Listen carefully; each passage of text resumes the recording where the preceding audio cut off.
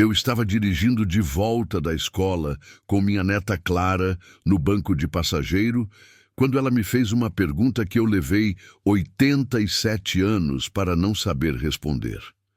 Não foi uma pergunta complicada. Qualquer pessoa faria essa pergunta.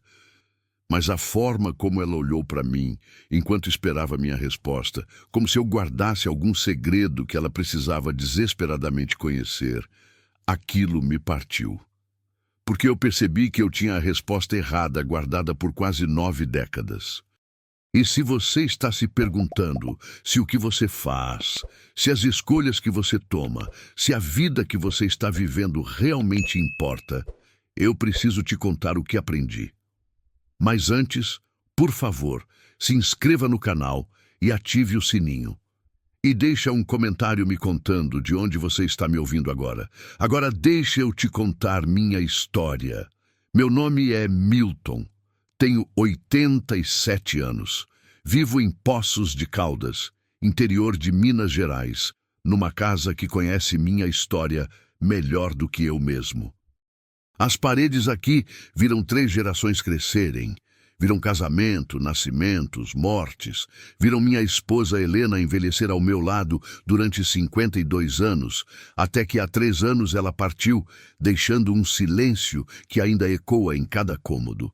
Toda terça e quinta-feira busco minha neta Clara na escola. É um acordo que tenho com meu filho Roberto desde que Helena faleceu. Ele acha que está me fazendo um favor, me dando propósito. Não percebe que sou eu quem ganha mais nessa história. Esses 20 minutos de carro com Clara são o momento da semana em que me sinto mais vivo. Naquela terça-feira, cheguei alguns minutos mais cedo. Estacionei na sombra de um ipê amarelo que deve ter a minha idade, talvez mais. As últimas flores da estação ainda resistiam nos galhos. Fiquei ali observando os jovens saindo da escola. A energia deles, a pressa, os grupos, as risadas, tudo parecia tão intenso, tão urgente. Eu me lembrei de quando tinha aquela idade. De como tudo parecia uma questão de vida ou morte. Vi Clara saindo devagar, sozinha. Não era normal. Normalmente ela vinha com 2 ou 3 amigas, todas falando ao mesmo tempo sobre coisas que eu fingia entender. Mas naquele dia, ela caminhava com a cabeça baixa, a mochila pesada nos ombros, o celular guardado no bolso. Quando entrou no carro, mal me olhou. "Bom dia, meu amor. Como foi a escola hoje?" Ela apenas deu de ombros. Um gesto pequeno que dizia muito. Fechou a porta com mais força do que o necessário. Coloquei o carro em movimento, saindo devagar do estacionamento. O rádio estava desligado. Eu normalmente gostava do silêncio, mas aquele era diferente. Era pesado, carregado de algo não dito. "Aconteceu alguma coisa?" Ela olhou pela janela para as casas passando. "Não, vovô. Está tudo bem. Eu conheço Clara desde o dia em que ela nasceu. Segurei ela no colo quando tinha 2 horas de vida. Vi o primeiro sorriso, a primeira palavra, o primeiro passo. E eu sei quando ela está mentindo, não para me enganar, mas para se proteger." Fiquei em silêncio. É uma coisa que aprendi depois de velho. Às vezes o melhor que você pode fazer é esperar. As pessoas falam quando estão prontas, não quando você pergunta. Passamos pelo centro da cidade. A praça principal estava vazia naquele horário. Apenas alguns aposentados jogando dominó debaixo das árvores. Reconheci 2 deles. Amigos de décadas atrás que eu parei de ver depois que Helena morreu. Não por briga, não por mágoa. Simplesmente parei. Como se parte de mim tivesse sido enterrada junto com ela. Quando chegamos no semáforo da rua direita, Clara finalmente falou. "Vovô, posso te fazer uma pergunta?" "Claro, meu amor, qualquer coisa." Ela virou o rosto para mim. Os olhos dela estavam vermelhos, não de chorar, mas de segurar o choro. Conheço bem essa diferença. "O que você faria diferente se pudesse voltar no tempo?" Meu pé quase escorregou do freio. O carro atrás buzinou porque o sinal tinha aberto e eu não tinha visto. Pisei no acelerador, meio sem coordenação. o coração disparado de um jeito que não disparava há anos. Por que você está perguntando isso? Ela voltou a olhar pela janela. Só quero saber. Você viveu tanto tempo? Deve ter aprendido alguma coisa importante, não? Tentei escolher as palavras com cuidado. Clara, isso é uma pergunta muito grande para responder assim no trânsito. Então me responde quando chegarmos em casa. Ou amanhã, ou na próxima semana. Ela olhou para mim de novo. E dessa vez tinha uma urgência no olhar que me assustou. Mas eu preciso saber, vovô. Eu realmente preciso. O resto do caminho até em casa foi silencioso de novo, mas de um jeito diferente. Ela tinha colocado algo pesado dentro do carro, e agora aquilo ocupava espaço entre nós. Quando estacionei na garagem, ela não desceu imediatamente. Ficou ali, com a mão na maçaneta, esperando que eu dissesse alguma coisa. Vamos fazer o seguinte. Eu prometo te responder. Mas antes, me conta o que está acontecendo de verdade. Ela mordeu o lábio inferior, um gesto que herdou da mãe, que herdou de Helena.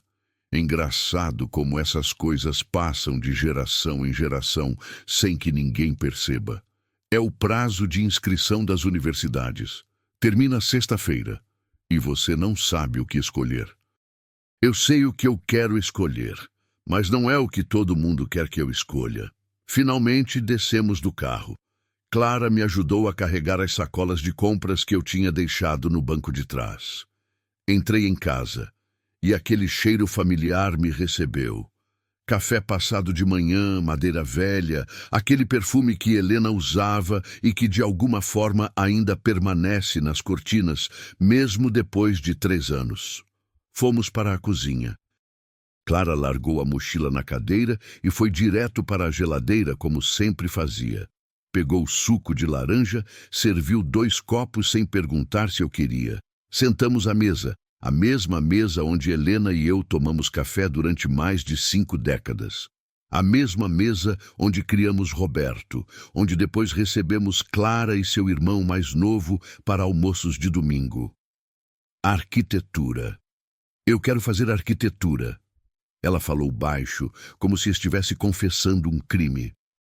E o que tem de errado nisso? Meus pais querem que eu faça medicina. Ela riu, mas não tinha alegria nenhuma naquele som. Na verdade, não é bem querer, é esperar. Como se não tivesse outra opção possível. Meu pai é médico, minha avó por parte de mãe era médica, meu bisavô também. É tipo uma tradição sagrada que eu não posso quebrar. E você já conversou com ele sobre isso? Já tentei. 3 vezes. Ela passou a mão pelo cabelo, frustrada. Na primeira vez, meu pai disse que arquitetura não dá dinheiro. Na segunda, minha mãe disse que eu ia me arrepender. Na terceira vez, os 2 disseram que eu sou jovem demais para saber o que quero de verdade e que quando eu crescer, vou agradecer que eles não me deixaram cometer esse erro. Senti algo apertar no peito. Não era dor física, era reconhecimento. Como quando você escuta uma música que não ouvia há décadas e de repente está de volta naquele momento, sentindo tudo de novo. E é por isso que você me fez aquela pergunta no carro. Clara assentiu. Eu preciso saber, vovô, de alguém que viveu tudo isso, que está lá no final olhando para trás. Valeu a pena fazer o que os outros queriam? Valeu a pena não arriscar? Porque todo mundo fica me dizendo para ser sensata, para pensar no futuro, para não jogar minha vida fora. Mas ninguém me diz o que acontece quando você passa a vida inteira sendo sensata e pensando no futuro. Levantei da cadeira, fui até a janela. O quintal lá fora estava precisando de cuidados. As rosas de Helena estavam morrendo aos poucos. Eu não tinha coragem de podá-las, mas também não tinha coragem de deixar crescerem selvagens. Então ficavam naquele meio termo, nem vivas nem mortas. Quando eu tinha a sua idade, eu queria ser professor. Virei para ver a reação dela. Clara tinha parado com o copo no ar, surpresa. Você, professor? De história. Eu amava história. Podia passar horas lendo sobre guerras antigas, civilizações perdidas, como as coisas mudavam de uma geração para outra. Meu professor do colegial, seu Anselmo, ele via isso em mim. Dizia que eu tinha vocação, que eu podia inspirar jovens da mesma forma que ele estava me inspirando. Então, por que você virou contador? Sentei de novo. A cadeira rangeu, reclamando do peso dos anos, porque meu pai me fez a mesma pergunta que você acabou de me fazer, só que de um jeito diferente. Ele perguntou se eu queria passar fome fazendo o que eu amava ou ter uma vida digna fazendo algo útil. E ele não perguntou com raiva, perguntou com preocupação genuína, como se estivesse me salvando de mim mesmo. E você acreditou nele. Eu tinha 18 anos, Clara. Meu pai tinha 50. Ele conhecia o mundo. Eu não conhecia nada. Então, sim, acreditei. Pensei que ele estava certo e eu estava errado. Mas você se arrependeu. Fiz uma pausa longa. É aqui que a coisa complica, meu amor. Porque a resposta não é sim ou não. A resposta é mais estranha do que isso. Me levantei de novo. Não conseguia ficar parado. Fui até a estante da sala, onde ainda tinha fotos antigas em porta-retratos de prata que Helena poliu a vida inteira. Peguei uma foto do meu casamento. Eu tinha 25 anos. Helena tinha 22. Estávamos na frente da igreja matriz. Ela com aquele vestido simples que a mãe dela costurou. Eu com um terno emprestado do meu padrinho. Vê essa foto? Esse foi um dos dias mais felizes da minha vida. Helena era a mulher mais bonita que eu já tinha visto. Ela ria de tudo, transformava qualquer momento comum em celebração. Quando ela entrou na igreja naquele dia e eu vi ela vindo em minha direção, eu pensei que tinha acertado em tudo, que tinha feito todas as escolhas certas. Clara tinha vindo para a sala e estava ao meu lado, olhando a foto. A vovó era linda mesmo. E olha aqui, mostrei outra foto, Roberto recém-nascido. Eu segurando ele no colo, desajeitado, com medo de quebrar aquela coisinha frágil. Quando seu pai nasceu, Clara, eu chorei. Chorei de alegria, de medo, de responsabilidade. Senti que tinha um propósito maior do que eu mesmo. E tudo isso foi real, foi verdadeiro. Mas ela percebeu a hesitação na minha voz. Mas ao mesmo tempo, teve algo que eu perdi. E eu não percebi que estava perdendo. Não na hora. Só muito depois. Tarde demais. O que você perdeu, vovô? Silêncio. Eu não estava pronto para responder. Ainda não tinha as palavras certas. Voltei para a cozinha. Abri o armário onde Helena guardava os ingredientes para brigadeiro. Clara sempre amou brigadeiro, desde pequena. Toda vez que vinha aqui, a gente fazia junto. Vamos fazer brigadeiro enquanto eu organizo meus pensamentos, porque eu prometi te responder, e eu vou. Mas precisa ser a resposta certa, não a resposta fácil. Ela sorriu pela primeira vez naquela tarde, um sorriso pequeno, mas real. Enquanto mexíamos o leite condensado na panela, adicionando chocolate e manteiga, aquele ritual que já tínhamos feito centenas de vezes, senti que estava prestes a contar para Clara algo que nunca tinha conseguido dizer em voz alta. Nem para Helena, nem para mim mesmo. Sabe o que é mais assustador em envelhecer, Clara? O quê? Não é o corpo que dói, não são as perdas, não é saber que tem mais passado do que futuro. O mais assustador é olhar para trás e perceber que você viveu uma vida inteira, com casamento, filhos, trabalho, rotina, e perceber que em muitos momentos você não estava realmente presente, estava lá fisicamente, mas mentalmente estava em outro lugar, preocupado com contas, com o que podia dar errado, com o que as pessoas iam pensar. Continuei mexendo o brigadeiro. O cheiro doce preenchia a cozinha. Eu trabalhei como contador durante 43 anos. Fui bom no que fazia. Nunca faltei um dia. Nunca entreguei nada atrasado. Construí uma reputação sólida. Aposentei com dinheiro suficiente para viver com dignidade. Pela lógica do meu pai, eu tinha feito tudo certo. Mas Clara de novo, pegando a palavra que eu não estava conseguindo dizer.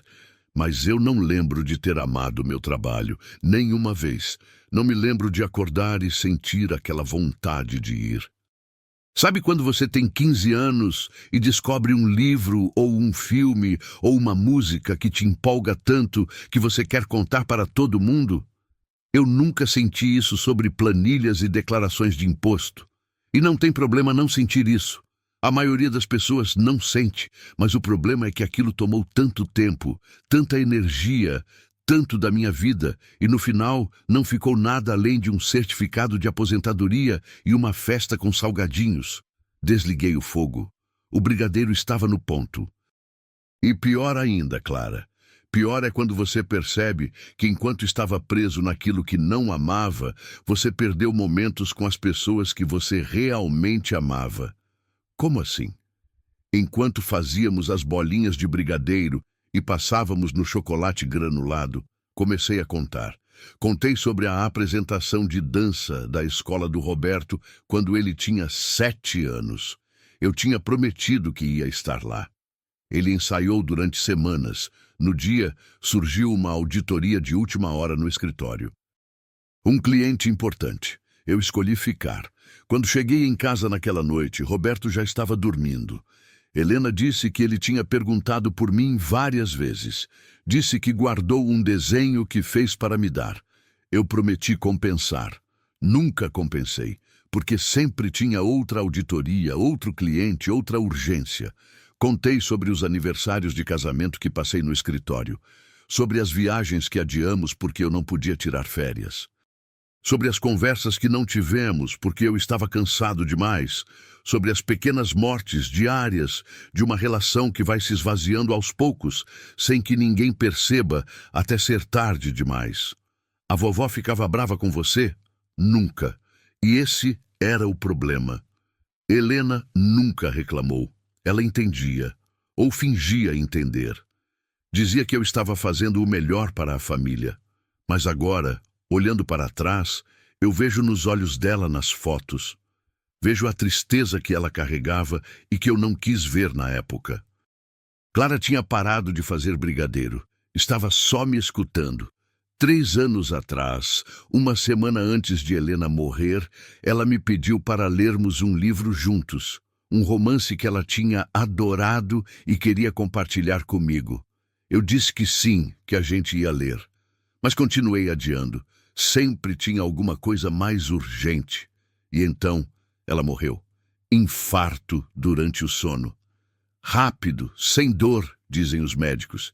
E aquele livro ficou na mesa de cabeceira dela, com um marcador na página 15. Minha voz falhou. Clara pegou minha mão. Todos os dias, Clara, todos os dias eu olho para aquele livro e penso que eu tinha tempo. Tive 52 anos com ela. 52. Não eram 15 minutos de leitura que iam fazer diferença, eu pensava. Mas faziam, porque não era sobre o livro. Era sobre ela querendo dividir algo comigo. Era sobre estar junto. Era sobre presença. E eu neguei isso a ela, neguei centenas, talvez milhares de vezes ao longo dos anos, porque estava ocupado, porque estava cansado, porque sempre tinha amanhã. Clara tinha lágrimas nos olhos agora. Vovô, não foi sua culpa. Não é sobre culpa, meu amor, é sobre escolhas. E sobre entender que as escolhas que fazemos não são só sobre carreira ou dinheiro. São sobre como você vai viver os dias da sua vida. E dias se transformam em anos. E anos se transformam em uma vida inteira. E quando você chega no final, o que resta não são os sucessos profissionais. O que resta são os momentos. E eu tenho muitos momentos que não vivi porque estava preocupado demais em ser responsável. Fiquei olhando as bolinhas de brigadeiro prontas no prato. Perfeitas, redondas, cobertas de chocolate. Uma receita que Helena me ensinou nos primeiros meses de casados. Então você acha que eu devo fazer arquitetura? Eu não posso te dizer o que fazer, Clara. Seria leviano da minha parte. Medicina pode te dar estabilidade, pode salvar vidas, pode te trazer realização. Arquitetura também pode. Ou nenhuma das duas pode, se você não estiver presente no que faz. Ela me olhou confusa.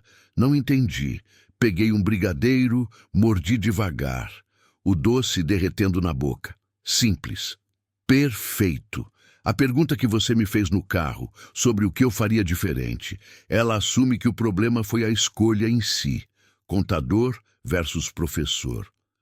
Mas eu passei esses 3 anos desde que Helena morreu pensando sobre isso. E acho que finalmente entendi. O problema não foi eu ter escolhido ser contador. O problema foi como eu vivi essa escolha. Vivi com ressentimento. Vivi com a sensação de estar cumprindo uma obrigação. Vivi ausente, sempre em outro lugar mentalmente. Fiz uma pausa. Conheci um homem certa vez, Joaquim. Ele era meu melhor amigo quando éramos jovens. Joaquim era mecânico, consertava carros numa oficina pequena aqui no bairro do Jardim. Nunca ganhou muito dinheiro, nunca ficou famoso. Mas ele amava o que fazia. Ele conhecia cada carro que passava por suas mãos. Conversava com os donos, fazia amizades, ria todo dia. Morreu aos 42 anos. Acidente de carro, ironicamente. Clara ficou quieta, esperando. No velório dele, a fila para se despedir dava volta no quarteirão. Tinha gente que ele conheceu uma única vez e que veio de outras cidades só para estar lá. E sabe por quê? Porque quando Joaquim estava com você, ele estava realmente com você. Presente, inteiro. Ele não estava pensando na próxima coisa. Não estava se preocupando com o que podia dar errado. Ele estava ali. E qual é a resposta, então, vovô? Clara perguntou baixinho. Para a minha pergunta. O que você faria diferente? Respirei fundo. A resposta que eu tinha procurado durante toda a conversa finalmente estava clara. Eu viveria prestando atenção. Essa é a resposta. Não importa se eu tivesse escolhido ser professor ou continuado contador. O que eu faria diferente é estar presente nos momentos. Olhar Helena nos olhos quando ela estivesse falando comigo, em vez de estar checando papéis de trabalho. Sentar no chão para brincar com Roberto quando ele era criança, em vez de dizer que estava ocupado. Ler aquele maldito livro com ela quando ainda havia tempo. Clara estava tremendo levemente. Mas e a minha escolha? Medicina ou arquitetura? Levantei, fui até ela, segurei seu rosto com as 2 mãos. As mãos velhas de um homem de 87 anos que finalmente entendia algo importante. Escolhe o que te faz querer estar presente, Clara. Escolhe o que te faz sentir viva. Porque no final, não é a escolha em si que vai importar. É como você vive essa escolha. Você pode ser uma médica infeliz ou uma arquiteta infeliz. Ou pode ser uma médica presente ou uma arquiteta presente. E a presença, meu amor, a presença é tudo. O sol estava começando a se pôr lá fora. A luz dourada entrava pela janela da cozinha, iluminando os brigadeiros, iluminando o rosto de Clara, iluminando aquele momento que eu sabia que ia guardar para sempre. Porque pela primeira vez em muito tempo eu estava completamente presente. Não pensando no passado, não preocupado com o futuro, só ali, com minha neta, dizendo as palavras que eu precisava ter ouvido quando tinha a idade dela. Mas ainda não era a resposta completa. Havia mais. Muito mais. E nos próximos dias, enquanto Clara tomava sua decisão, eu ia precisar confrontar partes da minha história que tinha enterrado há décadas, inclusive as partes mais dolorosas. Clara foi embora naquela noite, levando metade dos brigadeiros numa vasilha de plástico. Prometi que ia pensar mais sobre tudo aquilo e que a gente conversaria de novo antes da sexta-feira. Ela me abraçou na porta com uma força que não sentia há muito tempo, como se estivesse se segurando em mim. Ou talvez eu é que estava me segurando nela. Depois que ela saiu, a casa ficou com aquele silêncio que eu já conhecia bem demais. O tipo de silêncio que não é ausência de som, mas ausência de vida. Sentei na poltrona da sala, a mesma onde Helena costumava fazer crochê enquanto assistíamos televisão. Ela nunca conseguia só assistir. Sempre precisava estar fazendo alguma coisa com as mãos. Peguei o controle remoto, mas não liguei a TV. Fiquei ali na penumbra, só o abajur aceso, pensando na pergunta de Clara. O que você faria diferente se pudesse voltar no tempo? E pela primeira vez, em vez de fugir dessa pergunta como sempre fiz, decidi enfrentá-la de verdade. Fechei os olhos e voltei. Não para um momento específico, mas para uma época, 1956. Eu tinha 18 anos recém-completos. Acabara de me formar no colegial, era verão. Janeiro queimando lá fora e eu trancado no meu quarto com livros de história espalhados pela cama. Meu professor, seu Anselmo, tinha me emprestado um livro sobre a Revolução Francesa. Não era obrigatório, não ia cair em prova nenhuma. Ele só achou que eu ia gostar, e eu adorei.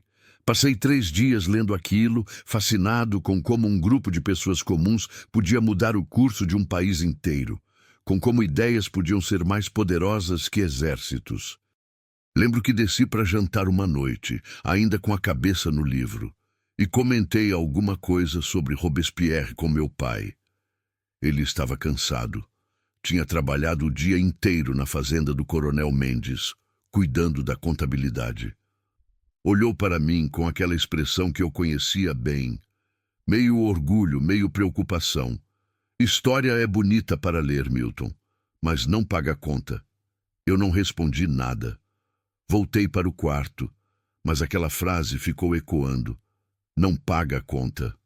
Não paga conta. Como se a única função de uma vida fosse pagar contas. 3 semanas depois, seu Anselmo me chamou depois da aula. Ele devia ter uns 50 anos naquela época. Cabelo grisalho, óculos de arame, sempre com um livro debaixo do braço. Sentamos numa das carteiras vazias e ele me disse algo que eu nunca esqueci. Milton, você tem um dom para isso. Para entender como as coisas se conectam. Como o passado explica o presente. Já pensou em ser professor? Pensei, sim. Mas meu pai acha que não é prático. Seu Anselmo sorriu. Um sorriso triste, como se conhecesse bem essa história. Prático é uma palavra que as pessoas usam quando têm medo. Medo de que você faça algo diferente do que elas fizeram. Medo de que você seja feliz de um jeito que elas não conseguiram ser. Abri os olhos na poltrona. Aquela conversa tinha acontecido há 69 anos, mas eu lembrava dela como se tivesse sido ontem, e percebi que nunca tinha dado ouvidos àquilo. Tinha escolhido acreditar no medo do meu pai, em vez de acreditar no que seu Anselmo via em mim. Me levantei. As pernas reclamaram. 87 anos não perdoam. Fui até o escritório no fundo da casa. Um cômodo pequeno onde guardava papéis antigos, fotos, documentos. Helena tinha me implorado para organizar aquilo durante anos. Eu sempre dizia que ia fazer. Nunca fiz. Procurei numa caixa específica, aquela que tinha coisas da juventude, diplomas, certificados, cartas. E encontrei o que estava procurando. Uma carta, escrita pelo próprio punho de seu Anselmo, uns 2 meses antes de eu entrar na faculdade de contabilidade. Abri o papel amarelado. A tinta azul tinha desbotado, mas ainda dava para ler. Ele escrevia sobre um aluno dele de anos atrás que tinha desistido de seguir a vocação por pressão familiar. Dizia que esse aluno vivia amargurado até hoje, fazendo um trabalho que odiava, culpando todos menos a si mesmo. E terminava com uma frase que me cortou quando li pela primeira vez e me corta até hoje.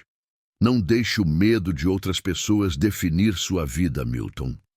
Porque no final vão ser seus arrependimentos, não os deles. Sentei ali no chão do escritório, com aquela carta na mão, e deixei as lágrimas virem. Lágrimas que eu tinha segurado durante décadas. Porque seu Anselmo estava certo. Eu tinha deixado. Tinha deixado o medo do meu pai, Um medo que vinha do amor, mas ainda assim era medo, decidir quem eu ia ser. E o pior é que meu pai morreu 10 anos depois. Infarto fulminante aos 62 anos. Morreu achando que tinha me salvado. Nunca soube que tinha me aprisionado. E eu nunca tive coragem de dizer. Quanto tempo fiquei ali, não sei. Só sei que quando levantei, já estava escuro lá fora. Guardei a carta de volta na caixa. Apaguei a luz. Voltei para a sala. E percebi que tinha mais uma coisa que precisava fazer. No dia seguinte, quarta-feira, acordei cedo. Tomei café sozinho na cozinha. Pão com manteiga, café preto, o mesmo café de sempre. Depois de lavar a louça, peguei as chaves do carro e saí. Não tinha um destino claro, mas meus pés sabiam para onde ir. Ou melhor, minhas mãos no volante sabiam. Dirigi por 20 minutos até chegar no cemitério municipal. Não tinha vindo aqui desde o enterro de Helena, 3 anos atrás. Meu filho achava estranho. Dizia que eu deveria visitar o túmulo, levar flores, conversar com ela, mas eu não conseguia. Tinha medo do que ia sentir, ou pior, medo de não sentir nada. Estacionei debaixo de um cedro. O cemitério estava vazio. Era meio da manhã de um dia de semana. Só eu e o silêncio. Passei pelo portão de ferro, cumprimentei o zelador que não me reconheceu e fui caminhando entre as lápides. Encontrei o túmulo dela no canto nordeste, perto do muro baixo. Uma lápide simples de mármore cinza. Helena Rodrigues Costa, 1939 a 2021. Esposa amada, mãe dedicada, avó querida. As palavras que Roberto escolheu. Palavras verdadeiras, mas incompletas. Como se alguém pudesse resumir 52 anos de vida compartilhada em 3 frases. Tinha um vaso de flores secas, alguém tinha vindo. Provavelmente Roberto com a família. Tirei as flores mortas. Fiquei ali de pé, sem saber o que fazer com as mãos. Oi, Helena. Minha voz saiu rouca. Não tinha falado com ela desde o dia do enterro. Não em voz alta, pelo menos. Desculpa a demora. Eu sei que você não liga para essas coisas de visitar túmulo. Você sempre disse que quando morremos não ficamos presos em lugares, que o importante são as memórias que deixamos. Mas eu precisava vir, precisava falar algumas coisas. Uma brisa leve balançou as folhas do cedro atrás de mim. Eu queria acreditar que era ela respondendo, mas era só vento. Clara me fez uma pergunta ontem, sobre o que eu faria diferente se pudesse voltar. E eu percebi uma coisa terrível, Helena. Percebi que eu desperdicei muito do nosso tempo juntos. Não porque eu não te amava. Eu amava. Amo, mas eu estava sempre em outro lugar. Mesmo quando estava sentado do seu lado, eu estava pensando em trabalho, em contas, em problemas. Você falava comigo e eu fingia estar ouvindo. Você pedia para fazermos coisas juntos e eu dizia que depois, sempre depois. Sentei no chão de terra batida, sem me importar de sujar a calça. Minhas costas encostaram na lápide fria. Lembra do nosso aniversário de 25 anos de casados? Você queria ir para Campos do Jordão, passar um final de semana só nós dois. Você já tinha até escolhido uma pousada, mostrou fotos. Estava tão animada e eu disse que não podia, que tinha muito trabalho. A verdade, eu não tinha tanto trabalho assim. Eu tinha medo. Medo de ficar 2 dias só com você, sem a rotina, sem as distrações. Medo de você perceber que eu não era interessante, que eu não tinha muito a dizer, que eu tinha me tornado um homem pequeno com sonhos pequenos. Uma lágrima escorreu pelo meu rosto. Não tentei esconder. Não tinha ninguém ali para ver. E você não insistiu. Você nunca insistia. Só disse que tudo bem, que a gente fazia outra hora. Mas nós nunca fizemos, Helena. Nunca fomos para Campos do Jordão. Nunca tivemos aquele final de semana. E agora não tem mais tempo. Acabou o tempo. E eu não posso voltar. Não posso fazer diferente. Fiquei ali sentado por mais de 1 hora. Falei sobre os jantares que cheguei atrasado, sobre as conversas que cortei no meio porque estava cansado, sobre as vezes que você tentou me contar algo importante e eu mudei de assunto, sobre aquele livro. Aquele maldito livro que você queria ler comigo e que ainda está na sua mesa de cabeceira com o marcador na página 15. Quando finalmente me levantei, minhas pernas estavam duras e doendo. Mas algo dentro de mim estava diferente, mais leve. Como se confessar aquilo, mesmo para uma lápide, mesmo para o vazio, tivesse liberado alguma coisa que estava presa há anos. Antes de sair, coloquei a mão no mármore frio. Te amo, Helena. Sempre amei. Mesmo quando não soube mostrar. Mesmo quando falhei. E vou tentar ajudar Clara a não cometer os mesmos erros. Vou tentar ensinar para ela o que levei 87 anos para aprender. Saí do cemitério com os olhos vermelhos, mas com a cabeça mais clara. Entrei no carro e fiquei ali parado por alguns minutos, tentando decidir para onde ir. E então lembrei de um lugar que não visitava há décadas. Dirigi até a rua São José. O bairro tinha mudado muito. Onde antes eram casas baixas, agora tinha prédios. A praça tinha sido reformada. Mas a escola ainda estava lá. Colégio Estadual Monsenhor José. O mesmo prédio amarelo, a mesma arquitetura dos anos 40. Estacionei em frente. Era horário de aula. Dava para ouvir vozes de crianças vindo do pátio. Fiquei olhando aquele prédio e, de repente, eu tinha 18 anos de novo, vendo seu Anselmo na porta da sala dos professores, sempre com um livro debaixo do braço. Ouvindo ele falar sobre história como se cada evento passado fosse uma aventura esperando para ser descoberta. Desci do carro. Não sabia bem o que estava fazendo. Só sabia que precisava estar ali. Entrei pela porta principal. Uma secretária jovem me olhou com estranheza. Posso ajudar? Eu estudei aqui. Há muito tempo. 1956. Só queria ver o lugar de novo, se não for problema. Ela sorriu. Um sorriso gentil. Claro. Fique à vontade.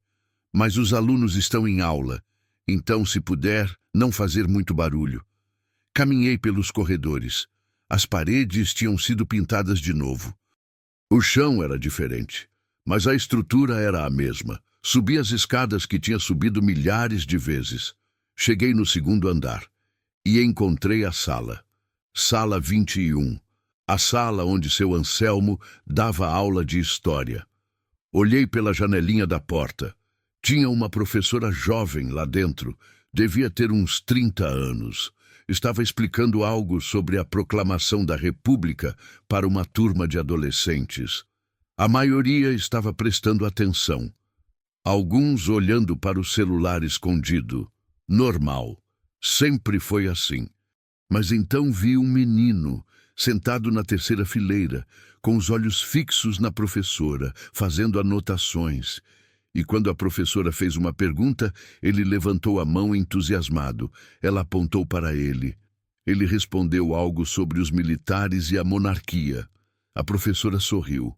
Igual seu Anselmo sorria para mim, e eu vi a mim mesmo naquele menino. Vi o Milton de 18 anos que amava a história, que acreditava que entender o passado podia mudar o futuro, que tinha sonhos maiores que contas para pagar. A professora viu eu olhando pela janela. Fez um gesto perguntando se eu precisava de algo. Balancei a cabeça que não. Pedi desculpas com um aceno. Desci as escadas. Saí da escola. Voltei para o carro. E ali, sentado no banco do motorista, com aquele prédio amarelo na minha frente, eu finalmente entendi alguma coisa. Seu Anselmo não estava errado. Meu pai também não estava errado. Os dois tinham razão de perspectivas diferentes. Ser professor não pagaria tão bem quanto ser contador. Mas ser contador não alimentaria minha alma da forma que ser professor alimentaria. O erro não foi escolher um ou outro. O erro foi nunca ter integrado as duas coisas, nunca ter encontrado um jeito de ser contador e ainda manter aquela paixão por história viva, nunca ter procurado ensinar de outras formas, nunca ter compartilhado aquilo que amava, nem que fosse com meu próprio filho, com minha neta. Roberto cresceu sem saber que o pai dele amava história. Clara cresceu sem saber que o avô dela tinha sonhado em ser professor, porque eu enterrei essa parte de mim. Achei que tinha que escolher uma identidade só. Ou eu era contador, ou eu era professor. Não podia ser os dois, não podia ser complexo, tinha que ser simples, definido, encaixado numa caixinha. Que besteira! Dirigi de volta para casa com essa revelação martelando na cabeça. Quando cheguei, o sol já estava alto. Meio-dia passado. Meu celular tinha 3 mensagens. 2 de Roberto perguntando se eu estava bem. Uma de Clara. A mensagem de Clara dizia: "Vovô, posso passar aí hoje à tarde? Preciso conversar mais." Respondi que sim, que ela podia vir quando quisesse, que eu estaria esperando. Passei o resto da tarde organizando pensamentos. Fiz anotações num caderno velho. Coisas que queria dizer para Clara, coisas que tinha aprendido tarde demais, mas que talvez não fosse tarde demais para ela. Quando ela chegou, por volta das 4 horas, eu já tinha decidido o que fazer. Não ia só responder à pergunta dela. Ia mostrar, ia contar a história completa, sem esconder as partes feias, sem romantizar os erros, sem fingir que tinha todas as respostas. Ela sentou no sofá. Tinha aquela mesma expressão preocupada de ontem. O prazo estava se aproximando. Sexta-feira estava cada vez mais perto. "Vovô, eu conversei com meus pais de novo hoje. E eles disseram que se eu escolher arquitetura, vão ficar desapontados. Que não vão poder me apoiar financeiramente. Que eu vou estar por conta própria." Ela tinha lágrimas nos olhos. Não de tristeza, de raiva, de frustração. Sentei ao lado dela. Peguei sua mão. "Clara, eu preciso te contar o resto da história. Preciso te contar sobre sua avó, sobre decisões que tomei e decisões que não tomei, sobre o que realmente importa no final. E então você decide. Não pelo que eu digo, não pelo que seus pais dizem, mas pelo que você sente que é certo." Ela limpou as lágrimas. "Me escuta, então. Me conta tudo." E eu contei. Contei sobre Helena, sobre como nos conhecemos numa festa de São João quando eu tinha 22 anos, como ela estava usando um vestido florido e tinha flores no cabelo, como dançamos a noite inteira e no final da festa eu já sabia que ia casar com ela. Contei sobre os primeiros anos de casamento, sobre como éramos felizes na pobreza. Morávamos num apartamento minúsculo. Comíamos arroz com ovo quase todo dia. Mas ríamos, meu Deus, como ríamos. Planejávamos o futuro. Sonhávamos juntos. Éramos um time. E então contei sobre como isso mudou. Devagar, imperceptivelmente. Como eu fui ficando mais ocupado, como o trabalho foi tomando mais espaço. Como os jantares juntos foram ficando mais raros. Como as conversas foram ficando mais curtas. Como o silêncio foi substituindo a risada. Helena nunca reclamou Clara. Essa é a parte que me mata. Ela nunca disse que estava infeliz. Nunca me deu um ultimato. Só foi se ajustando. Foi se tornando menor para caber no espaço que eu deixava disponível para ela. E eu aceitei isso. Achei que era natural. Achei que era o casamento amadurecendo. Clara estava completamente quieta, absorvendo cada palavra. Um dia, isso foi uns 5 anos atrás, eu cheguei em casa e encontrei ela sentada aqui nesse sofá. Estava escrevendo algo num caderno. Quando ela me viu, fechou o caderno rapidamente. Eu perguntei o que era. Ela disse que não era nada, só pensamentos. Fiz uma pausa. A memória doía, doía fisicamente. Eu não insisti. Deixei para lá, mas depois que ela morreu, eu encontrei aquele caderno e li. Eram poemas, Clara. Sua avó escrevia poemas, dezenas deles, sobre solidão, sobre o casamento, sobre sonhos que ela tinha deixado para trás. Tinha um especialmente que eu nunca vou esquecer. Levantei, fui até o escritório. Peguei o caderno dela, voltei. Abri na página que eu tinha marcado. Ela escreveu isso 2 anos antes de morrer. Posso ler para você? Clara assentiu. Li em voz alta. O poema falava sobre uma mulher que viveu a vida inteira esperando. Esperando o marido chegar em casa, esperando ele ter tempo, esperando ser vista, esperando ser ouvida. E no final, ela percebe que desperdiçou a vida esperando por algo que nunca ia acontecer. E a última linha dizia: eu escolhi ser pequena para caber no mundo dele e agora não lembro mais como ser grande. Fechei o caderno. Olhei para Clara. Sua avó tinha sonhos, Clara. Ela queria escrever, queria publicar poemas, mas nunca perseguiu isso porque estava ocupada sendo esposa e mãe. E eu nunca incentivei, nunca perguntei sobre os sonhos dela, nunca dei espaço para ela ser mais do que o papel que a sociedade esperava que ela desempenhasse. Então você está dizendo que eu não devo fazer o que meus pais querem, que eu devo seguir meu sonho. Não, eu estou dizendo algo mais complicado que isso. Estou dizendo que não existe decisão perfeita. Medicina ou arquitetura, ambas vão ter momentos bons e ruins. Ambas vão exigir sacrifícios. Ambas podem te trazer realização ou frustração. A questão não é qual caminho escolher. A questão é como você anda no caminho que escolhe. Ela franziu a testa. Não estou entendendo. Me inclinei para a frente. Se você escolher medicina para agradar seus pais, mas passar cada dia se sentindo presa, você vai acabar como eu. Ressentida, amarga, culpando outras pessoas pela sua própria vida.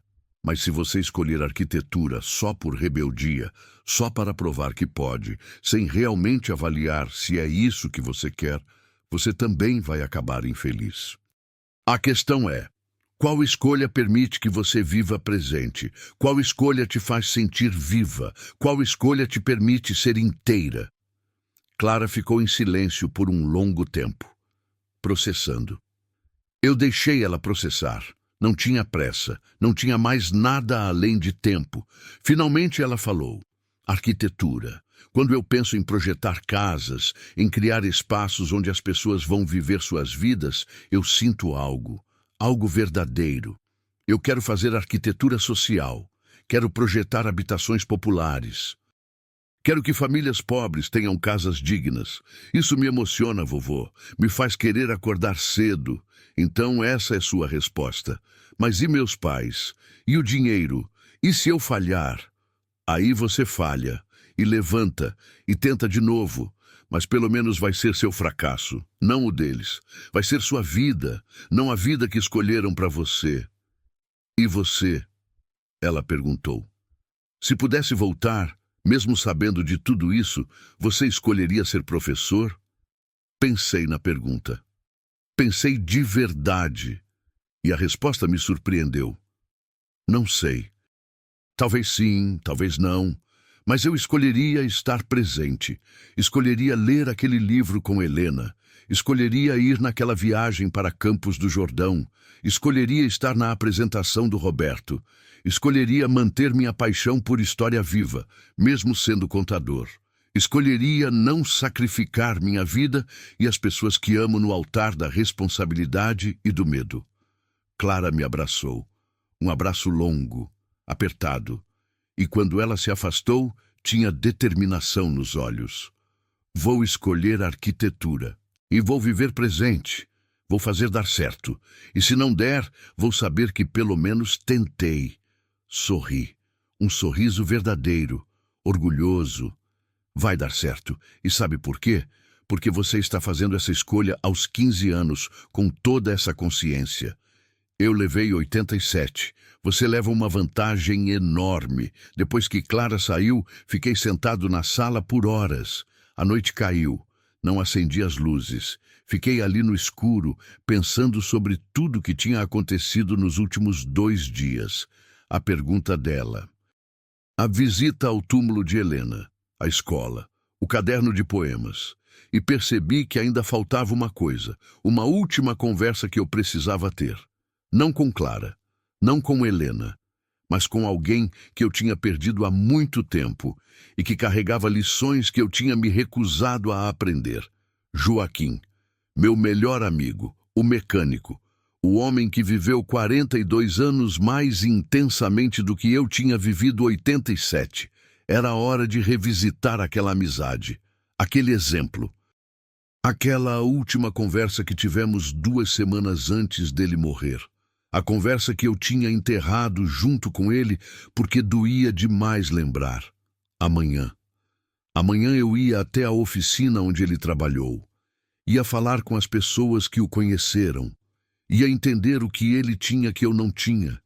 E então talvez eu finalmente teria a resposta completa para dar a Clara antes de sexta-feira chegar. Quinta-feira amanheceu cinzenta. Nuvens baixas cobrindo o céu, aquele tipo de dia que parece estar esperando para chover, mas nunca chove.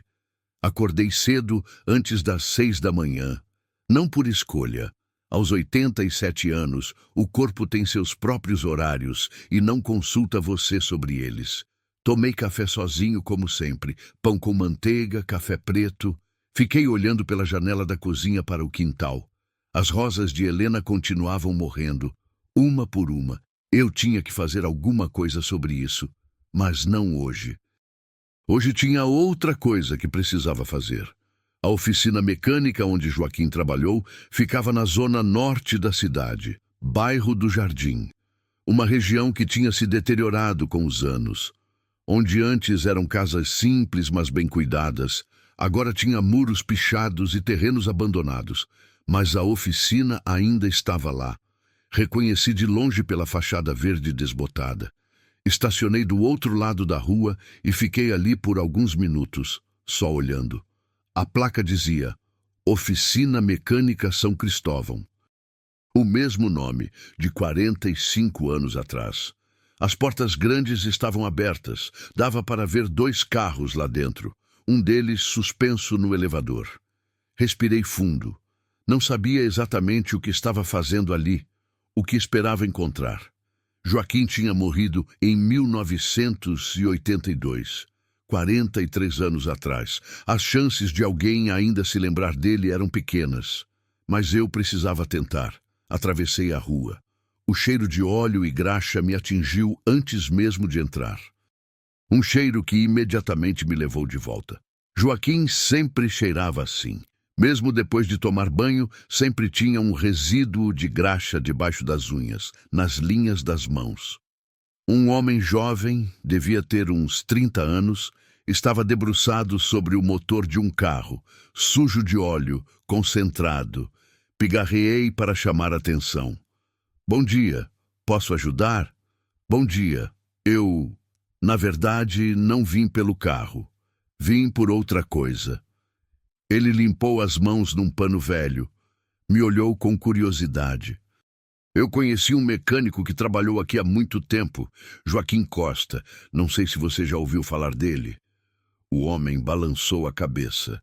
Antes do meu tempo. Mas espera aí. Deixa eu chamar meu tio. Ele é o dono. Está aqui desde sempre. Ele foi até os fundos da oficina e gritou. Tio Mário, tem alguém aqui procurando saber de um tal Joaquim? Um homem mais velho apareceu. Devia ter uns 60 e poucos anos. Barriga proeminente, cabelo ralo, macacão azul manchado. Quando me viu, franziu a testa. Joaquim Costa? Caralho, faz quanto tempo que ninguém fala esse nome? Ele parou na minha frente, me analisando. Você conheceu ele? Fui melhor amigo dele, quando éramos jovens. Meu nome é Milton. O homem estendeu a mão. Mário. Prazer. Eu trabalhei com Joaquim por 5 anos. Ele me ensinou metade do que sei sobre carros. Pô, ele morreu faz tanto tempo. Você sabia disso, né? Eu estava no enterro. Mário assentiu, respeitoso. Puxa.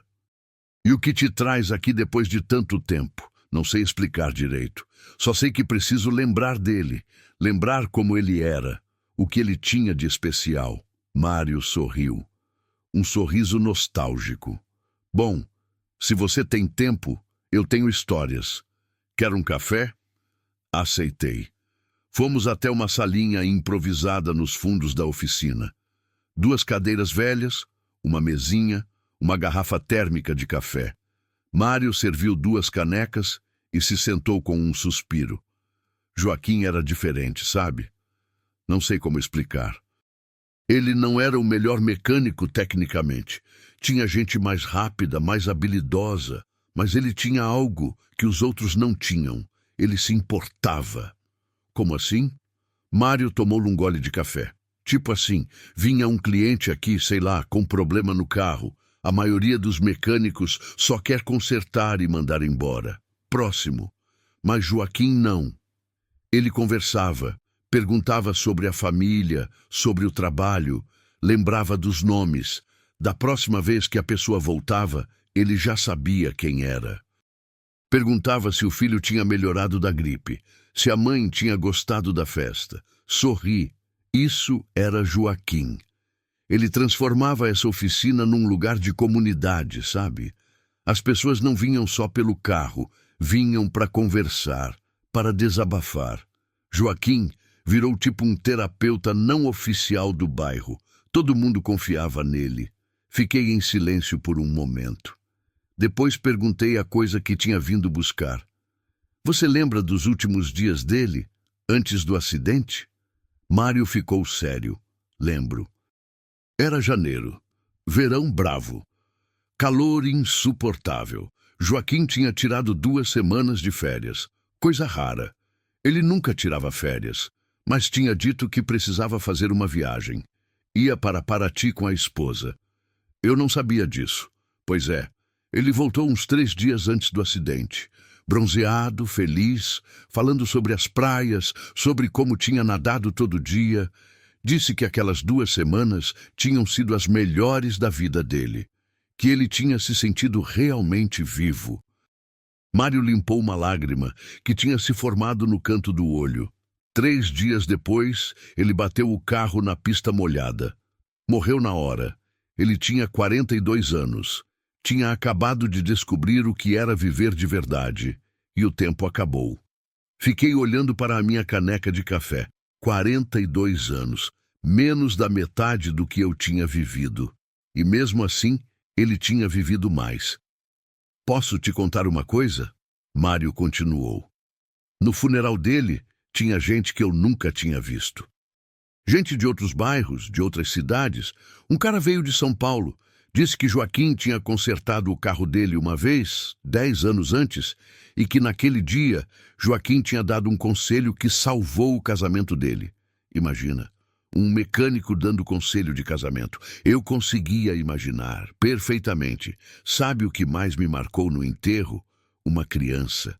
Devia ter uns 8 anos. Veio com a mãe. A criança estava chorando muito. A mãe explicou que Joaquim sempre dava bala para o menino quando ela vinha deixar o carro. Conversava com ele sobre futebol, pequenas coisas. Mas para aquele menino, Joaquim era importante, era alguém que o via. Mário terminou o café de um gole só.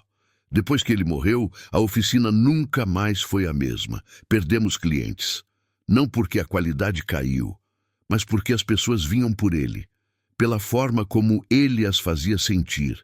Levei anos para entender o que ele tinha. E quando finalmente entendi, percebi que não era algo que se pode ensinar. Era quem ele era.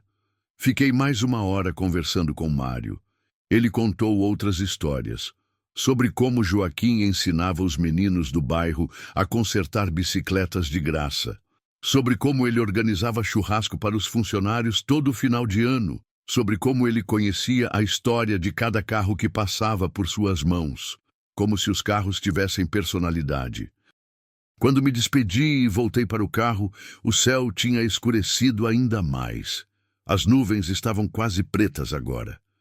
A chuva estava chegando. Sentei no banco do motorista, mas não liguei o motor. Só fiquei ali, processando tudo que tinha ouvido. Joaquim tinha morrido com 42 anos. Eu tinha 87, 45 anos a mais que ele. E o que eu tinha feito com esse tempo extra? O que eu tinha construído que ele não construiu? A resposta doía. Eu tinha construído uma vida mais longa, mas não mais profunda. Tinha acumulado mais anos, mas não mais momentos. Tinha sobrevivido, mas ele tinha vivido. Peguei o celular. Tinha uma mensagem de Roberto. Dizia que precisava falar comigo sobre Clara, que ela tinha contado sobre a decisão de fazer arquitetura, que ele e a esposa estavam preocupados, que queriam minha opinião. Respondi que ia passar na casa deles, que precisávamos conversar de verdade.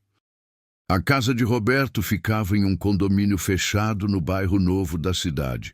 Uma dessas casas grandes e vazias que as pessoas compram para mostrar sucesso. Cheguei lá por volta das 11 horas. Toquei a campainha. Minha nora atendeu. Oi, seu Milton. Roberto está no escritório. Pode entrar. Atravessei a sala de estar. Decoração cara e sem personalidade. Parecia mais um mostruário de loja de móveis do que uma casa onde pessoas viviam. Bati na porta do escritório. Pai, entra. Roberto estava sentado atrás de uma mesa enorme, computador na frente, papéis espalhados, um médico bem-sucedido no auge da carreira, 38 anos, bonito, inteligente, próspero e completamente infeliz, mesmo que não soubesse disso ainda. Sentei na cadeira em frente à mesa dele. Ficamos nos olhando por um momento. Clara me contou que você está apoiando essa ideia maluca de arquitetura. Apoiar é uma palavra forte. Estou dizendo para ela fazer uma escolha consciente. Pai, ela tem 15 anos.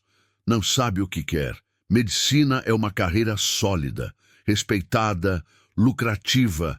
Arquitetura é instável. Ela vai passar necessidade. Igual eu passei como contador? Roberto franziu a testa. O que isso tem a ver? Tem tudo a ver. Porque eu estou vendo você cometer o mesmo erro que seu avô cometeu comigo. Está escolhendo por ela baseado no seu medo, não no potencial dela. Não é medo, é experiência, é sabedoria. Me inclinei para frente. Roberto, posso te fazer uma pergunta honesta? Você é feliz? Ele piscou, confuso. O quê? É simples. Você é feliz sendo médico? Claro que sou. Ajudo pessoas. Salvo vidas. Não perguntei se você é útil. Perguntei se você é feliz.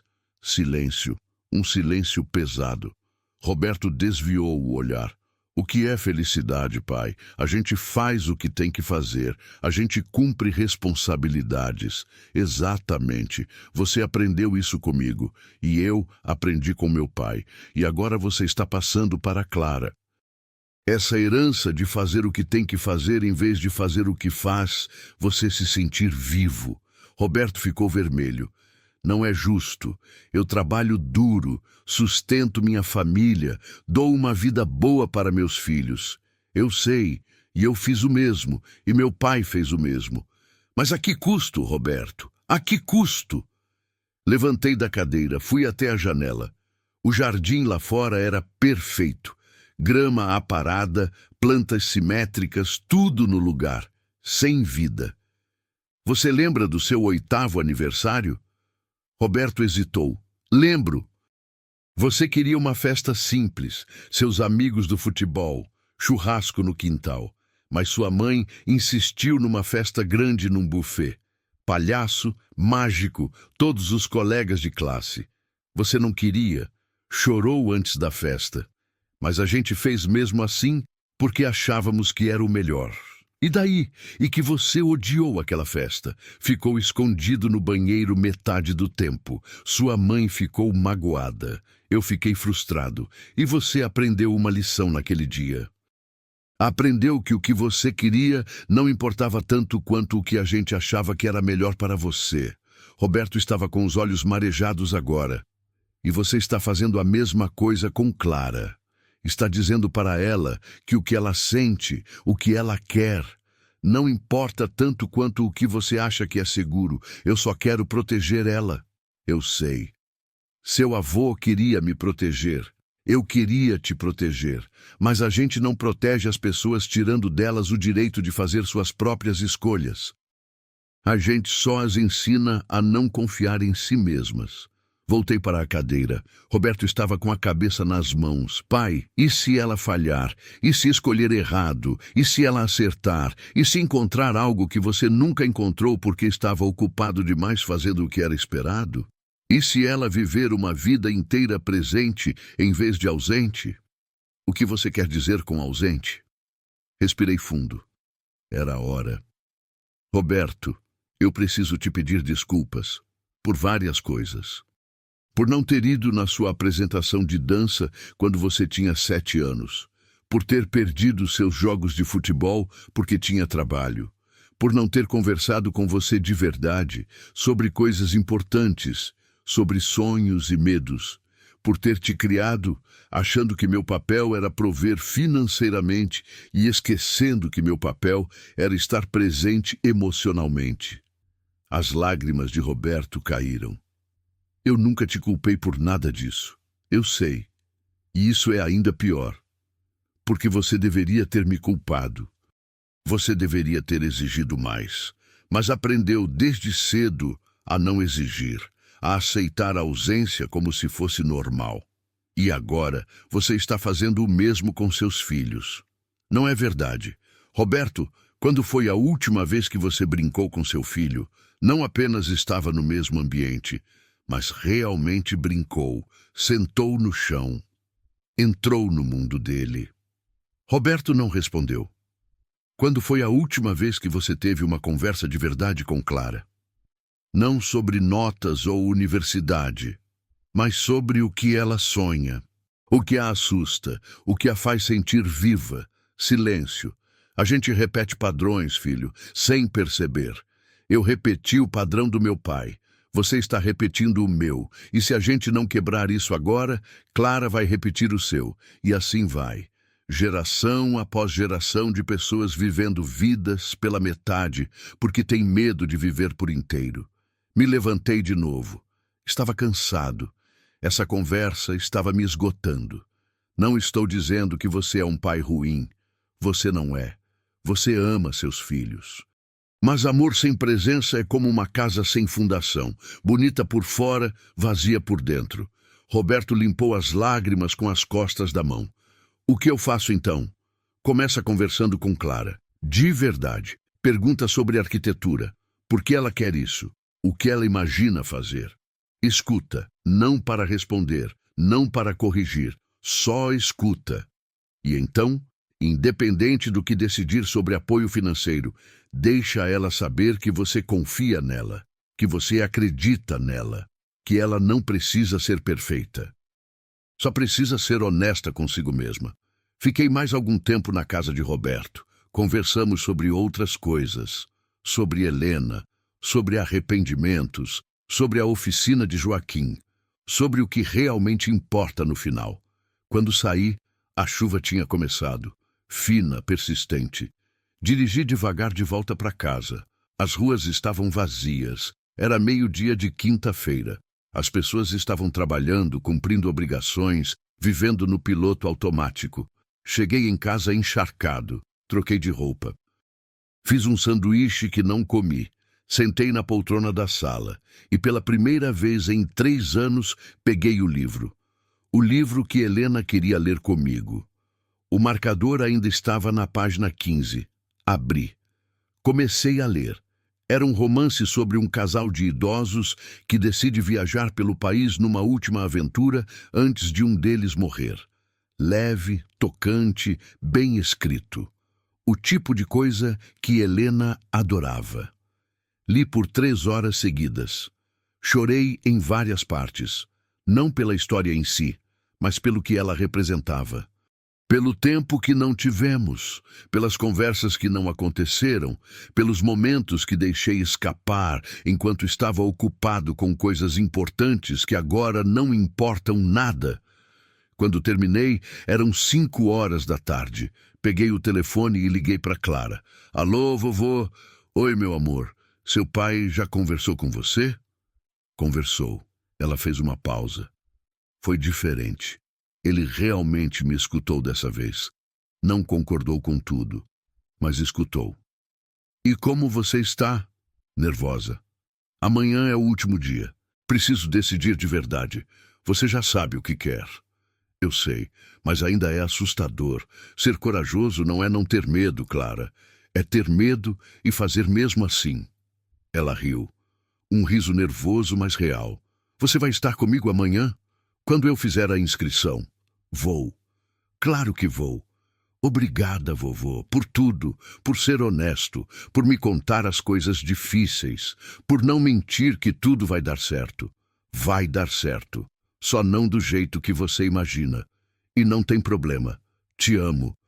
Também te amo, meu amor. Desliguei. Fiquei olhando para o telefone, uma vida inteira naquele aparelhinho. Mensagens, fotos, conexões, mas conexões vazias. Quantas conversas de verdade eu tinha tido na vida? Conversas onde as pessoas saíam transformadas? Não muitas, muito poucas. A chuva tinha parado. O sol começava a aparecer entre as nuvens. Aquela luz dourada do final da tarde que Helena tanto amava. Ela chamava de hora mágica. Dizia que era quando Deus pintava o mundo de novo. Fui até o quintal. As rosas dela estavam lá. Morrendo. Fui até o galpão. Peguei a tesoura de poda e comecei a trabalhar, cortando os galhos mortos, limpando as folhas secas, cuidando, finalmente cuidando. Levei 2 horas. Quando terminei, estava sujo de terra, suado, cansado. Mas as roseiras tinham chance de sobreviver agora. Com cuidado, com atenção, com presença. Entrei em casa, tomei banho, fiz café. Sentei à mesa da cozinha com um caderno em branco e uma caneta e comecei a escrever. Não para publicar, não para ninguém ler. Só para mim, para organizar 87 anos de pensamentos que nunca tinha organizado. Escrevi sobre meu pai, sobre como o amava e como o culpava ao mesmo tempo. Sobre como tinha entendido tarde demais que ele também estava repetindo padrões, que ele também tinha medo, que ele fez o melhor que sabia fazer. Escrevi sobre Helena, sobre todos os momentos lindos que tivemos e que eu não valorizei na hora. Sobre todas as vezes que ela tentou me alcançar e eu estava longe demais. Sobre o poema dela que dizia que ela tinha escolhido ser pequena e sobre como eu tinha permitido isso. Escrevi sobre Roberto, sobre ter falhado como pai em tantas formas, mas também sobre a esperança de que não era tarde demais para ele, que ele tinha tempo de consertar isso com Clara, de quebrar o padrão. Escrevi sobre Joaquim, sobre como ele tinha entendido algo fundamental que a maioria de nós nunca entende, que a vida não é sobre quanto tempo você tem, é sobre o que você faz com o tempo. É sobre presença, é sobre se importar de verdade. E escrevi sobre Clara, sobre como ela me deu um presente sem saber. A pergunta dela me forçou a olhar para trás, e olhar para trás me fez finalmente entender o que importa. Quando terminei de escrever, já era noite, 11 horas. Eu tinha escrito durante 5 horas sem parar. As mãos doíam, mas a alma estava mais leve. Fui para a cama, mas antes fiz algo que não fazia há muito tempo. Rezei. Não sou particularmente religioso. Mas naquela noite senti necessidade de falar com algo maior que eu. Deus, se você existe, se você está ouvindo, obrigado. Obrigado por me deixar chegar até aqui. Obrigado por Clara ter feito aquela pergunta. Obrigado por finalmente entender, mesmo que tarde. E por favor, dá para ela a coragem que eu não tive. Deixa ela viver presente. Deixa ela não desperdiçar os dias. Deixa ela saber sempre que os momentos importam mais que os anos. Dormi profundamente naquela noite, sem pesadelos. Sem acordar no meio da madrugada. Pela primeira vez em 3 anos dormi em paz, porque amanhã era sexta-feira, o último dia para Clara decidir. E eu ia estar lá, presente, inteiro, da forma que deveria ter estado a vida inteira. E talvez, só talvez, meus 87 anos finalmente significassem algo. Sexta-feira amanheceu com um céu limpo, daqueles azuis profundos que parecem recém-lavados pela chuva da véspera. Acordei às 6 da manhã sentindo algo que não sentia há muito tempo. Não era alegria exatamente, era mais como propósito, como se depois de 87 anos vagando, eu finalmente soubesse onde precisava estar. Tomei café devagar, preparei tudo com atenção. O pão torrado no ponto certo, o café na temperatura ideal. Sentei à mesa e comi, prestando atenção em cada mordida, saboreando presente. Foi o melhor café da manhã que tive em anos. Clara ia chegar às 10 horas. Tínhamos combinado que ela viria aqui, usaria meu computador para fazer a inscrição oficial. Disse que queria que eu estivesse ao lado dela no momento, que precisava de mim ali. Passei a manhã organizando a casa. Não porque estava bagunçada, mas porque queria fazer alguma coisa com as mãos. Varri o quintal. Reguei as roseiras que tinha podado ontem. Coloquei água fresca no bebedouro dos passarinhos que Helena tinha instalado anos atrás e que eu tinha deixado secar. Cada pequena ação parecia significar algo. Cada gesto era uma forma de honrar não o passado, mas o presente, o agora. O único momento que realmente existe. Às 9h30, meu celular tocou. Era Roberto. Pai, bom dia. Posso passar aí rapidinho antes de Clara chegar? Claro. Está tudo bem? Está. Só preciso conversar com você. 15 minutos depois, Roberto estava na minha porta. Parecia diferente, mais leve, os ombros menos tensos, os olhos menos cansados. Sentamos na varanda, o sol batendo no rosto dele, iluminando detalhes que eu não via há tempos. Ele estava envelhecendo. Fios brancos começando a aparecer nas têmporas, rugas ao redor dos olhos. Meu filho tinha 38 anos, mas parecia carregar 60. Conversei com Clara ontem à noite. Uma conversa de verdade. 3 horas. Sobre tudo. Sobre os sonhos dela, os medos, o que ela imagina para o futuro. E eu percebi que não conhecia minha filha. Pelo menos não do jeito que deveria. Sabia as notas dela, os horários, as atividades, mas não sabia o que realmente importava para ela. Roberto passou a mão pelo cabelo, um gesto nervoso que fazia desde criança. Ela me contou sobre um projeto que quer fazer, habitação popular, mas não só construir casas. Ela quer criar comunidades, espaços onde as pessoas possam se conectar, praças, hortas comunitárias, centros de convivência.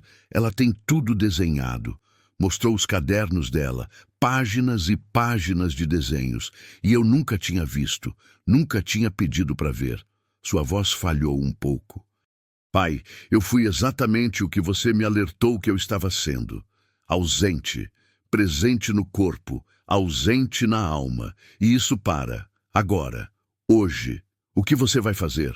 Vou apoiar ela, financeiramente, emocionalmente, em tudo. E mais que isso, vou estar presente, vou perguntar sobre os projetos dela, vou aos eventos da faculdade, vou fazer parte da vida dela de verdade e vou fazer o mesmo com meu filho.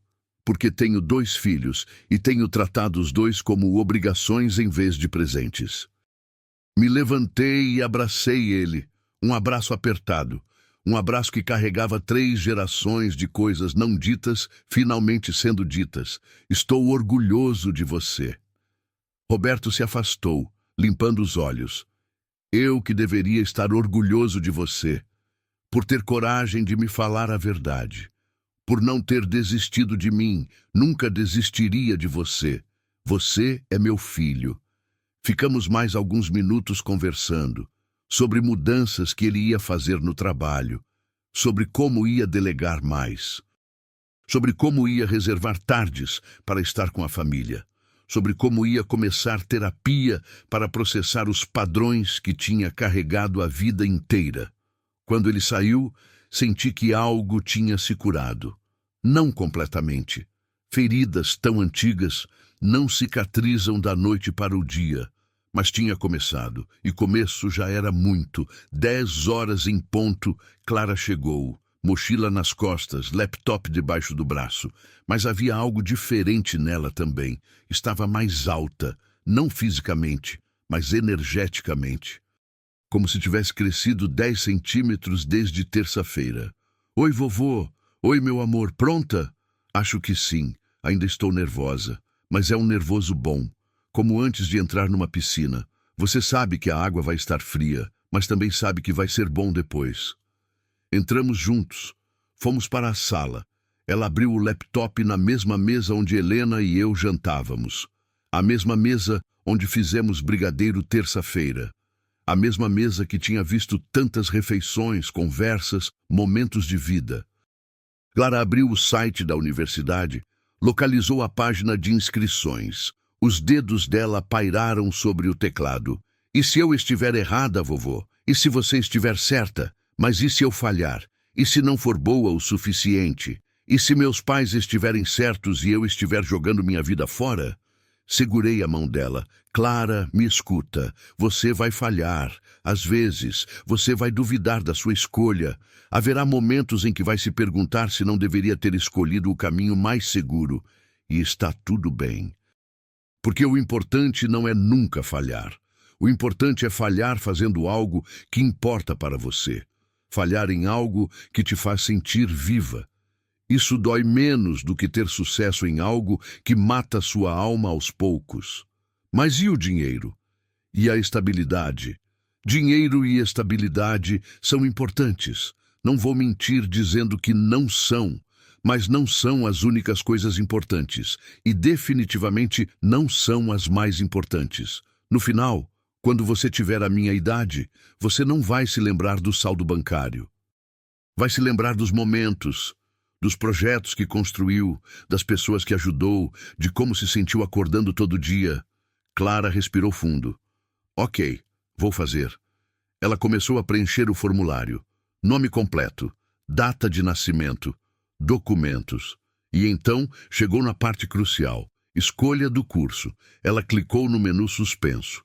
Passou por medicina, parou por um segundo, continuou descendo e clicou em arquitetura e urbanismo. O nome do curso apareceu no campo, arquitetura e urbanismo. 10 letras que mudavam tudo. Agora tenho que escrever uma carta de motivação. Ela olhou para mim. Me ajuda a escrever? Não, você tem que escrever sozinha. Tem que ser suas palavras, seu coração, mas eu fico aqui do seu lado, presente, te apoiando.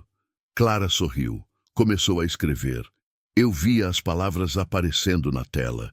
Ela escrevia sobre querer criar espaços que importassem, sobre acreditar que a arquitetura não era só sobre prédios, mas sobre comunidades.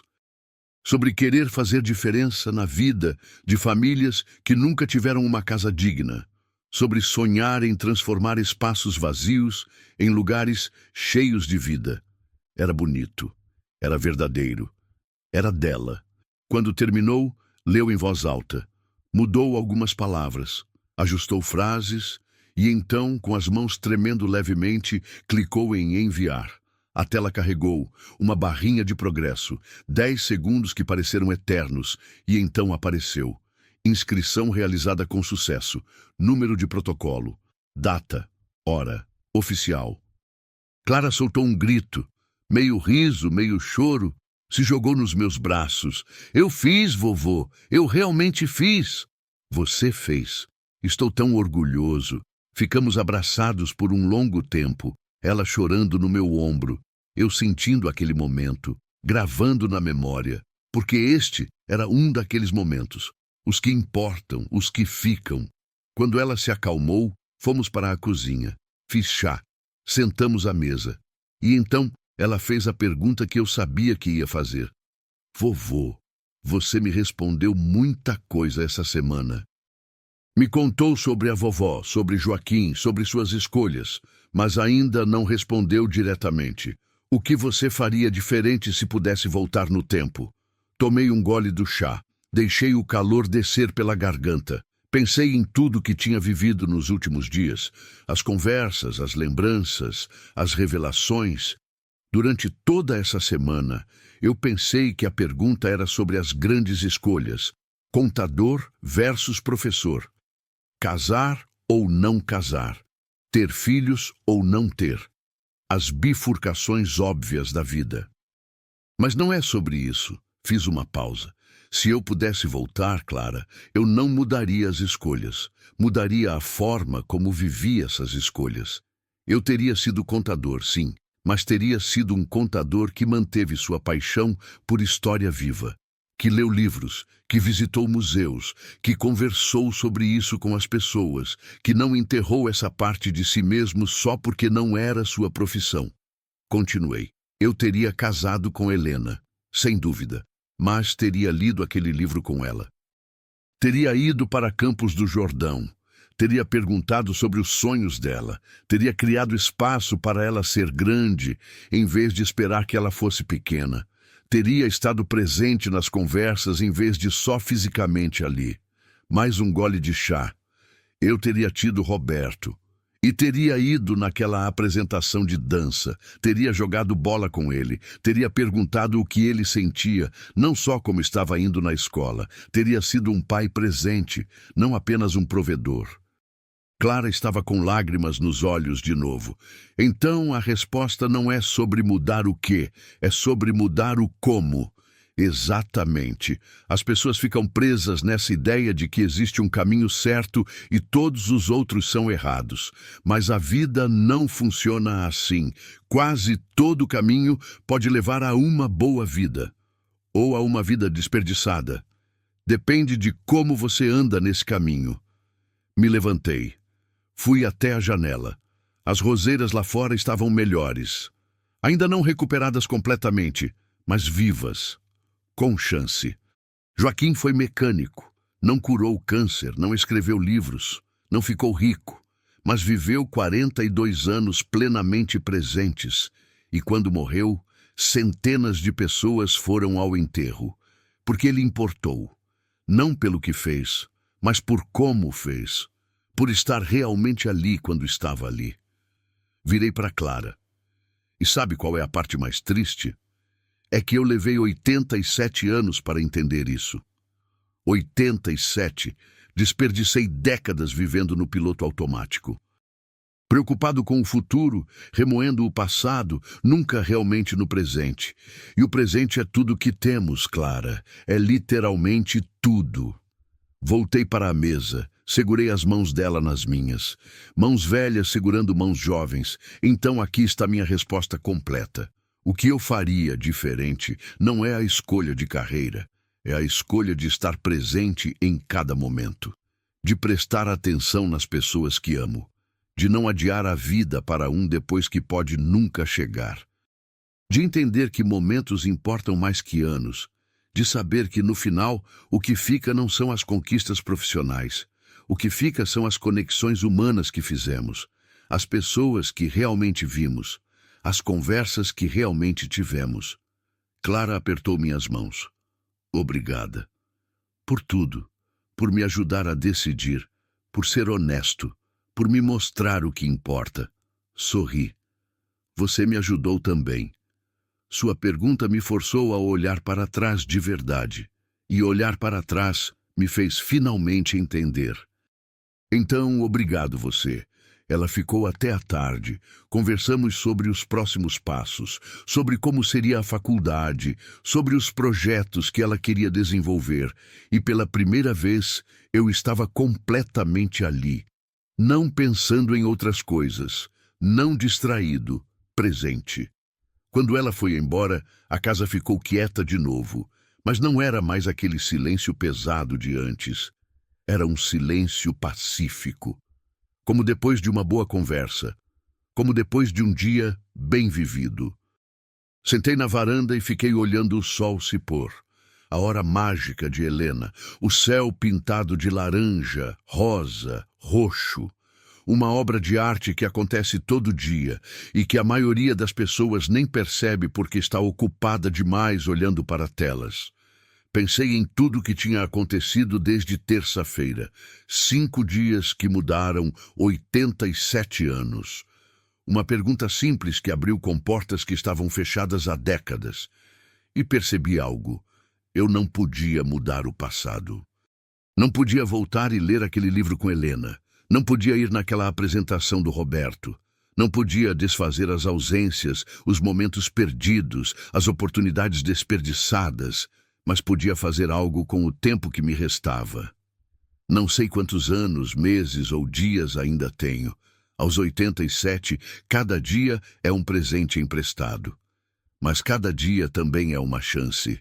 Uma chance de finalmente viver do jeito que deveria ter vivido o tempo todo. Comecei ali mesmo.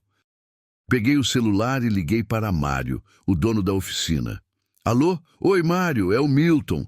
Estive aí ontem conversando sobre Joaquim. Lembro, sim. Tudo bem? Tudo.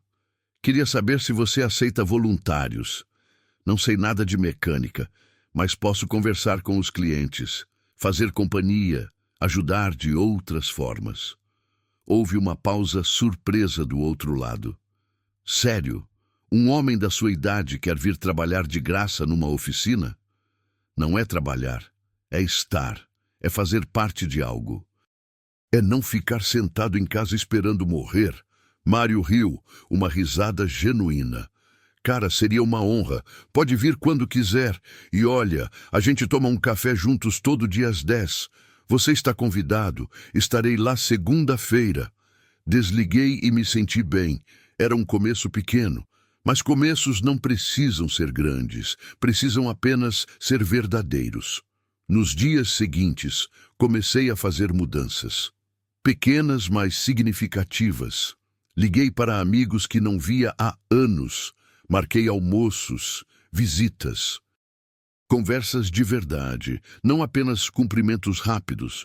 Comecei a escrever, não para publicar, mas para organizar pensamentos, para deixar algo para Roberto, para Clara. Algo mais que dinheiro ou propriedades. Lições, histórias, verdades aprendidas tarde, mas aprendidas. Voltei a ir na igreja, não porque tinha me tornado mais religioso, mas porque gostava da comunidade, das pessoas. Do padre Antônio, que contava histórias engraçadas no meio das homilias. E todo dia, sem exceção, passava pelo menos 1 hora fazendo algo completamente presente. Às vezes era ler um livro, às vezes era cuidar das roseiras, às vezes era apenas sentar na varanda e observar o mundo. Mas sempre presente, sempre consciente, sempre agradecido. Um mês depois da inscrição de Clara, Roberto me ligou com uma notícia. Ele tinha pedido redução de carga horária no hospital. Ia trabalhar 4 dias por semana em vez de 6. As tardes livres seriam para a família. Para estar com os filhos, para reaprender a ser pai. 2 meses depois, Clara mandou uma foto. Era ela na primeira aula de arquitetura, sorrindo. Radiante, viva. A mensagem dizia: obrigada por me ensinar a escolher presença, vovô. Hoje, enquanto gravo isso, já se passaram 6 meses desde aquela terça-feira. 6 meses desde a pergunta que mudou tudo. E posso dizer com certeza, estes foram os melhores 6 meses dos meus 87 anos. Não porque aconteceu algo extraordinário, mas porque eu finalmente aprendi a prestar atenção no ordinário, a encontrar magia nos momentos simples, a estar realmente vivo enquanto ainda estou vivo. Helena, onde quer que você esteja, eu finalmente entendi. Entendi o que você tentou me dizer de todas aquelas formas silenciosas. Entendi que o amor não é apenas um sentimento, é uma prática, é estar ali. É escolher presença repetidamente, é fazer cada dia contar. Joaquim, meu amigo, você tinha razão. 42 anos vividos plenamente valem mais que 87 vividos pela metade. Obrigado por me mostrar isso, mesmo que eu tenha levado décadas para ver. E Clara, minha neta, minha professora, obrigado pela pergunta. Obrigado por me forçar a olhar para trás, para que eu pudesse finalmente olhar para a frente de verdade. Você me deu o maior presente que alguém pode dar. Você me acordou. Então essa é minha resposta final. Para você, Clara. e para quem quer que esteja ouvindo isso. A pergunta não é o que você faria diferente se pudesse voltar no tempo. A pergunta é: você está prestando atenção agora, neste exato momento? Porque este momento é tudo que você tem, não o passado, que já foi, não o futuro que pode não vir, mas agora, este momento, aqui. Você está presente na sua vida? Ou está vivendo no piloto automático, esperando que um dia, quando tiver mais tempo, mais dinheiro, mais segurança, você finalmente vai começar a viver de verdade? Porque eu tenho uma notícia para você. Esse dia não chega. Ele não vem. Você não acorda um dia e de repente tem tempo. Você não acorda um dia e de repente sabe exatamente o que fazer. Você simplesmente acorda e escolhe. Escolhe estar presente ou ausente. Escolhe prestar atenção ou estar distraído. Escolhe viver ou apenas existir. E a única diferença entre uma vida bem vivida e uma vida desperdiçada não está nas escolhas grandes. Está nas escolhas pequenas, diárias. A escolha de desligar o celular e olhar nos olhos de quem está falando. A escolha de ler aquele livro, de fazer aquela viagem, de dizer aquela verdade, de pedir aquele perdão, de dar aquele abraço. São as pequenas escolhas, repetidas dia após dia, que constroem uma vida. E no final, quando você estiver olhando para trás, como eu estou agora, o que vai importar não são as grandes conquistas. Vai ser se você realmente esteve lá. Se você realmente viu as pessoas que amava, se você realmente viveu os momentos, se você realmente prestou atenção. Tenho 87 anos e finalmente pela primeira vez sei o que estou fazendo aqui. Estou aqui para estar aqui, presente, inteiro, vivo. E espero que você não leve 87 anos para aprender isso. Espero que aprenda hoje, agora. Neste momento, porque o momento é tudo que temos, e desperdiçar momentos é desperdiçar a vida, não desperdice. Então essa é minha resposta, Clara. E essa é minha resposta para você também, quem quer que esteja ouvindo isso. A pergunta não é o que você faria diferente. A pergunta é: você está prestando atenção agora? Porque esse é o único momento que você realmente tem. Se este vídeo fez algum sentido para você, se de alguma forma tocou em algo que você está vivendo, eu ficaria muito grato se você pudesse compartilhar com alguém que precise ouvir isso. Deixe um comentário me contando qual é a única coisa que você vai começar a prestar mais atenção a partir de hoje. Eu leio todos. E se você quer mais conversas assim, conversas sobre o que realmente importa quando chega no final, se inscreva no canal. Tenho 87 anos. Não sei quantos vídeos ainda vou conseguir fazer, mas enquanto eu puder, quero falar sobre as coisas que realmente valem a pena. E eu adoraria fazer isso com você ouvindo.